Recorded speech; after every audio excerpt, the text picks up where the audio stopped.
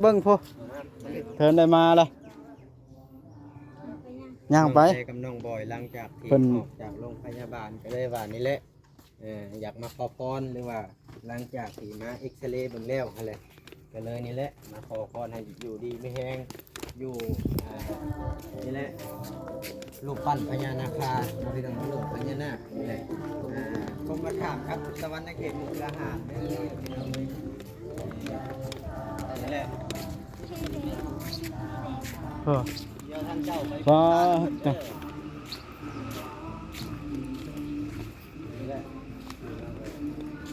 ขอพรขอสิ่งศักดิ์สิทธิ์โอ้องค์เดียวว่าพญานาคดูนี่องค์เดียวเท่าเงาใหญ่เนาะมีหลายองค์อยู่แต่น้อยเนาะเดี๋ยวไปที่พาFCมาเบิ่งจังหวัดมุกดาหารก่อนพี่น้องจังหวัดมุกดาหารอย่าลืมกดติดตามเพื่อเป็นกำลังใจให้ผมด้วยนะครับทุกคนขอบคุณมากๆครับอีกแล้วพี่น้องเอ้ยโดยเปิดภาพเพื่อนกันระหว่างทางครับพี่น้องเอ้ยทางน้องแต่กับผัวเพื่อนว่าอยากแวะเบิ่งน้ำคลองอยู่วัดยังเกาะเบาเอ็นนี่นี่แหละหรือว่าน้ำคลองชื่อว่าสบายดีเด้อน้องๆเด้อไปลงไปเบิ่งพูเทินได้มาละย่างไปกับน้องบอยหลังจากที่ออกจากโรงพยาบาลก็เลยว่านี่แหละอยากมาขอพรหรือว่าหลังจากที่มาเอ็กซเรย์เบิ่งแล้วอะไรก็เลยนี่แหละมาขอพรให้อยู่ดีไม่แห้งอยู่นี่แหละรูปปั้นพญานาคาบริดังรูปพญานาคนี่แหละกรมประคับครับสวรรค์เขตมุกดาหารนี่แหละเดี๋ยวท่านเจ้าไป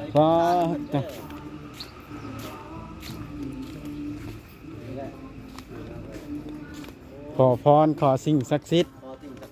โอ้องค์เดียวว่าพญานาคดูนี่องค์เดียวเท่าเงาใหญ่เนาะมีหลายองค์อยู่แต่น้อยเนาะเดี๋ยวไปที่พาFCมาเบิ่งจังหวัดมุกดาหารก่อนพี่น้องจังหวัดมุกดาหารจังหวัดไทยป่ะฝั่งไทยติดตามบอกเอ็นแหละครับบอสอยู่ช่วยคอมเมนต์มาในใต้คลิปนี่เด้อถ้าว่ามีโอ้แม่ซูมมาให้เบิ่งก็ได้บางทีเทน่าเทนายนะได้ไปเที่ยวจังหวัดมุกดาหารนะพี่น้องตัวมิตรภาพระหว่างไทยลาวเด้อพี่น้องโอ้พี่น้องมุกดาหารทางนะและนี่บ่บ้านพ่อแม่พี่น้องเอฟซีอยู่ระหว่างแม่น้ำโขงจังหวัดมุกดาหารสวรรค์เขตโอ้กว้างเนาะฝนตกเนาะน้ำขึ้นอีกแล้วพี่น้องเดี๋ยวซูมเข้ามาเบิ่งกับโอ้ไผได้ย่างอยู่ฝั่งน่ะเนาะพี่น้องFCเข้าโมโนโลมพี่น้องฮอแก้วจังฮอดเข้าโมโนโลมป้อพระองค์ขาวบ่น่ะพระขาวสีมุกอ๋ออยู่ฝั่งไทยพระหยังน่ะชื่อเพิ่นน่ะพระยังบ่เอ็นก็ลืมชื่อเพิ่นเลยอ๋อหั่นน่ะพี่น้องตั้งโจโก้ฮอแก้วผ่านฮอไกลเติบได้จากโมโนโลมนี่โอ้บ่เอ็นเคยขึ้นไปแล้ว2ครั้งมีฮอดพระเนาะพระใหญ่เลยอยู่เทิงเขาจอมเขาเลยอยู่ฝั่งไทย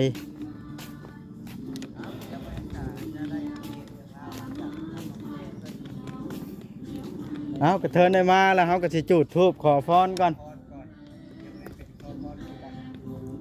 ขอสิ่งศักดิ์สิทธิ์ขอให้ปกปักรักษาขอให้อยู่ดีมีแห้งตลอดปลอดภัย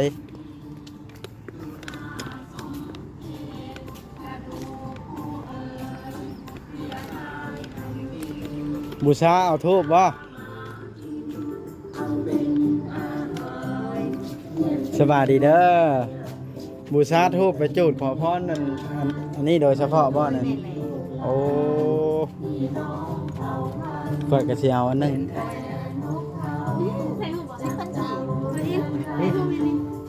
ใช่อีกอ๋อโอ้ไปถ่ายโอนไปทางไทยเบิ่งอาจจะบูชาตัวใดก็ได้บ่โอ้มีโชคมีลาภแล้วพอถึกเลขเนาะปุ๊บโตกระเชียวองค์ยังบ่ทันบาน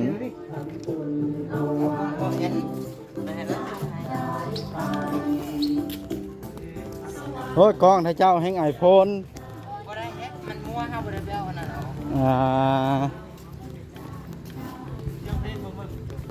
มันเป็นอย่างดอกเสียงเทศสิเสีย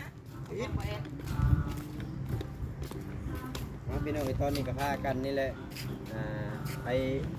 ซื้อธูปซื้อเทียนเนาะพี่น้องเนาะมาขอสิ่งศักดิ์สิทธิ์องค์พญานาคนี่แหละเนาะพี่น้องเนาะอยู่ระหว่างริมโขงตะวันมุกดาหารนี่แหละโอ้ซื้อมาขอพรบ่น้องนี่นะพอมีแต่สิ่งดีๆเนาะ ปะปะเข้าไปขอทูบแล้วไปอันวัดอันมหาเจีย หลายอย่าง เพราะว่าทางเมืองอยู่แล้ว เดี๋ยวอันถ่ายรูปให้น้องเพิ่นก่อนเพิ่นว่าอยากเอามาเป็นความทรงจำเพิ่นว่าเนาะพี่น้องเนาะ ครั้งหนึงไม่เคยมาบ่ ให้เฮ็ดอันหลวงปู่พญานาคเพิ่นอย่ามาพี่อย่ามาเดี๋ยวมาอีกมันใกล้ มันบ่เห็นเข้าใกล้หลายเนาะ แม่นเอาทางตั้งเนาะ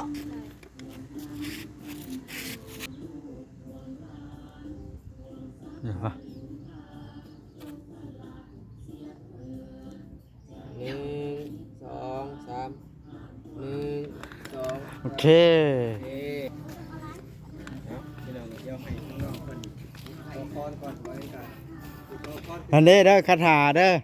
อ่านคาถาเด้อโอ้บ่ได้เอาอันนั้นมาจูดเนาะ อันนี้ผมมีวันให้จูดอยู่พอดี บ่ได้เอาอันทูบอันขอเลขมาจูด ไปขอพรขอพร วางฮันบ่ได้ขอซ้ำค่อย ได้อ้าววันเวทจะไหนมันโยด ค่อยย้อนเด้ บ่เป็นยังเขาก็เอาตั้งแต่ ทูบเนาะ ถูกโอ้เพิ่นบ่ให้จูดได้ถูกนี่เพิ่นให้ดึงออกเอาออก จูดอันหนึ่งดึงออกอันหนึ่งนะ มันเหี่ยวะ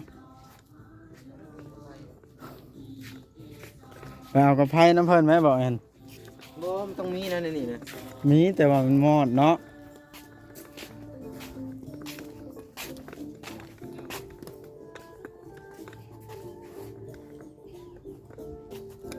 เห็นแล้ว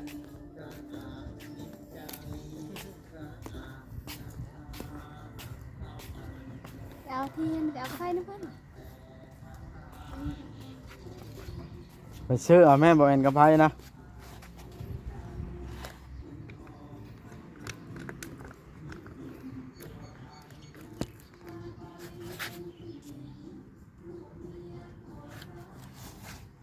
เห็นยังอะนะเป็นฉลาดให้เพิ่นเลยเพราะไปเป็นคนป่าได้แล้ว หาไพ่ในทูบก็ได้เนี่ยแม่ โยนกระจูดเสถียรนึกว่าเจ้ากระไดขณะนี้เอ้า ฉลาดเพิ่นนี่เนาะ เบาเลยไหม พี่มาข้างในพี่ เป็นใหญ่เวลาที่เดือนนี้นะครับโคตรติ๊ก เนาะพี่นี่คือว่าลูก มันจะจูดมันจะม้อยเนาะสิได้เฮ้ยบ่ได้บ่ลูกบ่ติดได้เรียนนะคอยกว่านั้นคอยกว่านั้นคอยกว่านั้นบ่แม่นสีชั้นๆไหมเอาคอยเอาเฮงพูดแล้วมันลูกอยู่ พี่ เนาะ ลูกมันบึ้น โอ้ยมันสิเอาเรียนบ่ได้ติดบ่มีบุญนี่ลิอันนี้เอ้า เดี๋ยวลูกไปเอาไฟนะเพื่อนได้สักเดียว บ่ ทีนี้ลูกมันวุ่นอยู่มันจะตายอะไรสมอย เอ้าพี่เฮาลูกลูกนี่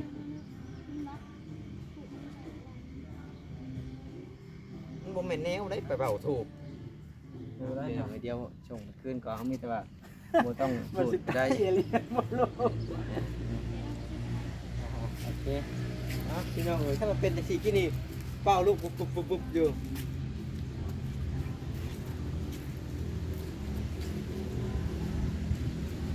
ทำบุญก่อนพี่น้องเลย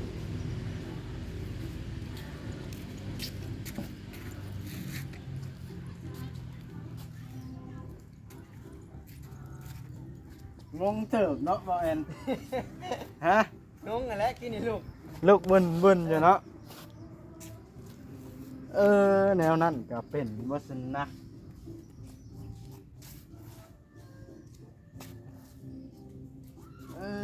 เฮ้ย บ้านก็ให้นะบอส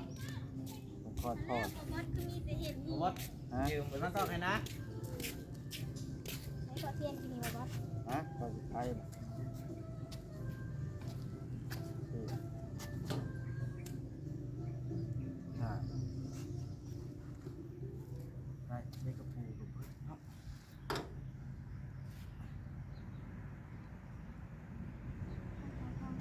เอาไปเอาใช่แล้วเอากับไฟเนี่ย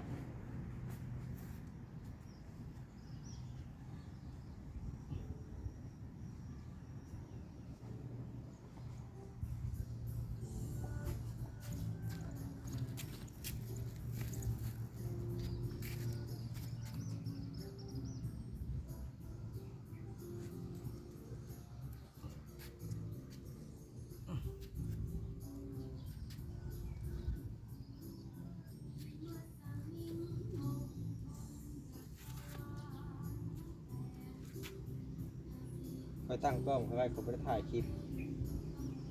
แม่นบ่ใกล้แม่เทียนนะพายไทยนะ ก็จะเอามาใต้ได้ไหมไม่ว่าจะทันอยู่ได้ต้องบอกพ่อ อุ้ยเกือบล้มเนาะ อุ้ย ตาย ไอ้พี่น้อง โหได้เบิ่งหน้าเบิ่งหลังบ่มีตางอนเอาพากันคอหยังละบาทเนี่ยมาเล่ากันได้เกิดขอเลขเด็ดได้ ให้สิบอกเนาะ ยันว่าขอเลขเด็ด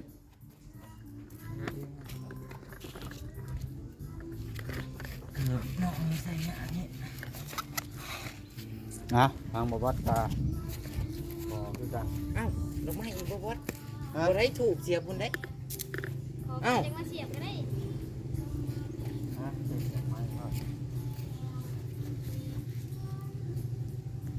เฮ้ยจูนเปิดเลยนะ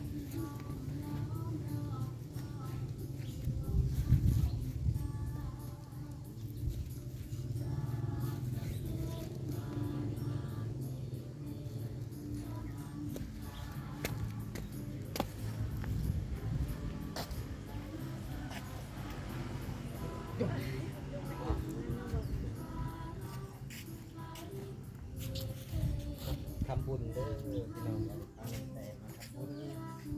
จะทำบุญแล้วผมกินนี่และบรรยากาศช่วงเที่ยงหลังจากที่ออกจากโรงพยาบาลเดียวจะไปนั่งทามน้องคนที่ห่มก่อนว่าทางหมอเพิ่นว่าจังใดเพราะว่าเราต้องอธิบายคลิปให้ซีเพิ่นเข้าใจว่าหลังจากที่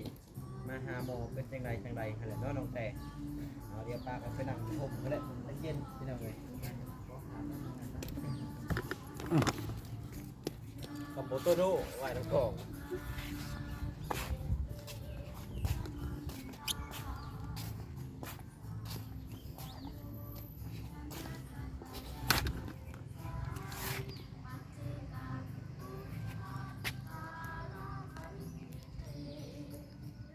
นมหน่อยไหม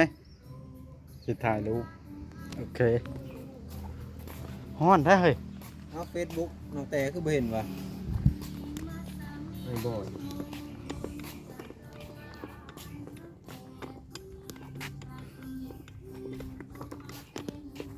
ปัตตะคอลายอันขนาดน้องบอยเนาะ จนทุบสิจำมือ ยังบ่ชุดคำขอเพิ่นลืมได้ ผูกนี่ก่อน เบิ่งแน่ เดี๋ยวน้องผูกนี่ก่อน ผูกรถ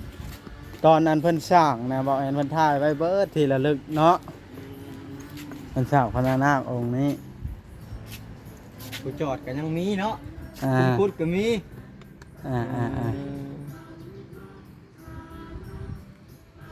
ผู้แต่งเก็ตก็มีนั่นเด้ โอ้พญานาคาก็มีให้เลยลูกแก้ว เห็นว่าผู้แต่งเก็ตนะ อืม เก็บไว้เป็นที่ล่าลึกเนาะ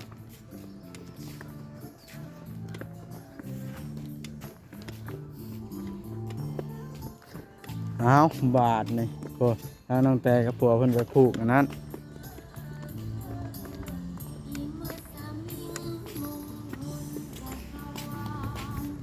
นี่เป็นดอกไม้อย่าง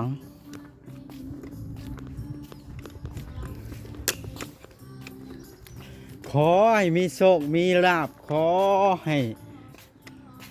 วาสนาดีโอ้เพิ่นเขียนป้ายพี่น้องนะ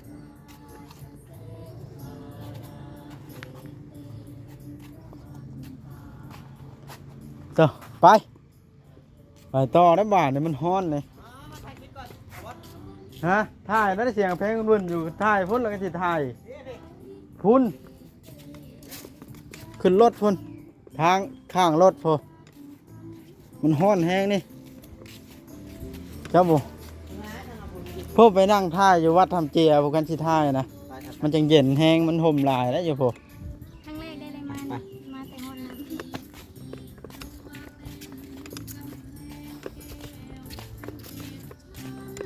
ำ ผ้า ไทยนี่ก็จะพูด อันไหนนี่นี่ เอาท่ายถือลูกแก้วเอาลูกแก้วไปถือ บ่ ฮะบ่แตกเพราะว่าอันนี้นะเพิ่นเฮ็ดให้คนชมนี่เอามาถ่ายเอาถือลูกแก้วร่วมกันเนาะสิถ่ายรูปให้เอาจับดีๆได้ถือลูกแก้วนํกัน เอาให้เฮ็ดมุมบ่บ่ ยกขึ้นเพียงแก้มนี่นะเออ บ่เห็นในทางไหนนะ บ่เห็นเนาะบ่แอน ครับมันบ่เห็นน้องแต่ โอเคโอเค หนึ่ง จำมันได้ลูกแก้วเพิ่นรุดมือแตกเป็นโทษได้ เลี้ยงมาพี่หนึ่งแล้วมันบ่เห็นมันใกล้โพด มา ออกมาอยู่ใกล้ ขอพรน้ำลูกแก้ว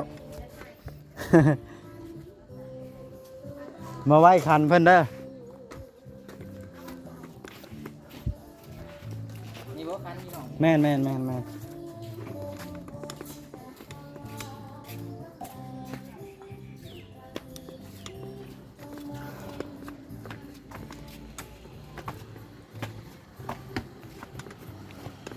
ไปวัดทำเจียจังนั้นแวะกินข้าวกันบ่หรือว่าใด กินอยู่ไผเลย แวะกินทางเมื่อพุ่นละ ครับไปกินผักกินนะกินยังไง เอาบาทนี่พี่น้องเอ้ยเลาะเมื่อทางเมื่อละพาน้องแต่กับน้องบอยเปิดหูเปิดตาเพิ่นว่าเพิ่นกระเทินได้มาแล้วเพราะว่าทางผ่านละพาเพิ่นแวะเลยแต่ละหม่องเนาะไปขึ้นรถเด้อบาทนะ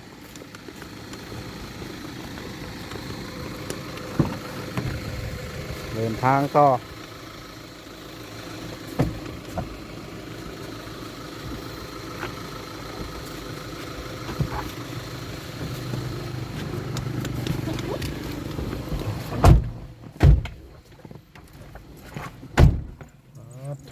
อัดแห้งขนาดเราแอนไม่ค่ายไปเนาะบอส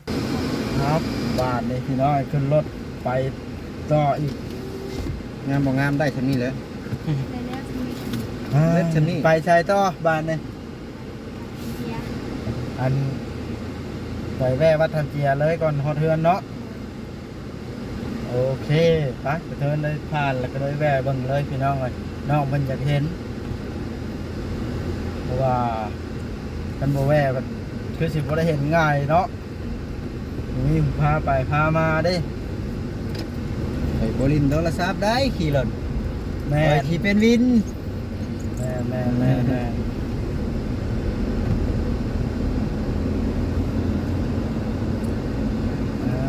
ต่อได้เห็นชายของจนฮอดเนาะจนฮอดเพื่อนบาทเอาแล้วน้องหอยแนมฮอดน้ำของบาทนะเห็นบ่นี่เนาะว่าแม่นมื้อนี้คนหาปลาหาเต็มเนาะ โอ้ยขามเลยว่าเนาะ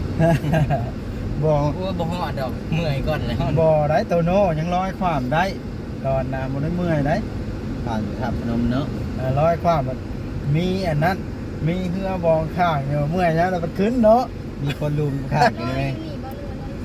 น้อยจักหยุดชื่อใด ท่าแขก ตอนนั้นนะหยุดชื่อท่าแขกวะเอากินว่าเฟอร์ฮานนี่หรือว่าไปก่อน กินแต่ฟื้น ยันว่าอยากเฟอร์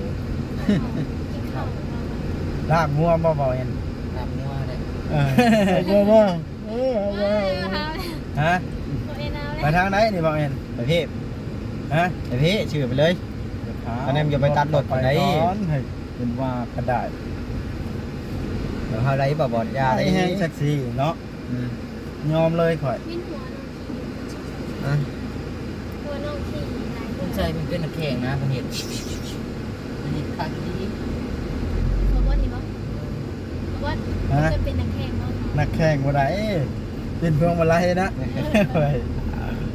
ติดใจเรื่องติดพวงอะไร ว่าดอก ไปไว้นะไว้หนากับพื้นโว้บึ้งช้างพิก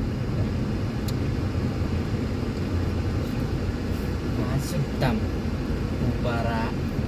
เอาบ้านในคลิปนี้ก็ได้เนาะบ่แม่น โดย สิได้จบคลิปลงแล้วได้เนาะพี่น้องเอ้ยเอาสำหรับคลิปนี้ก็ได้บ่มีหยังหลายพี่น้องเอ้ยได้จบคลิปลงเพียงซำนี้สักก่อนไปทางใดนี่บ่แม่น ชื่อเลย ฮะ ชื่อเล ซื้อเลย ย บ่ ชื่อเลย เอา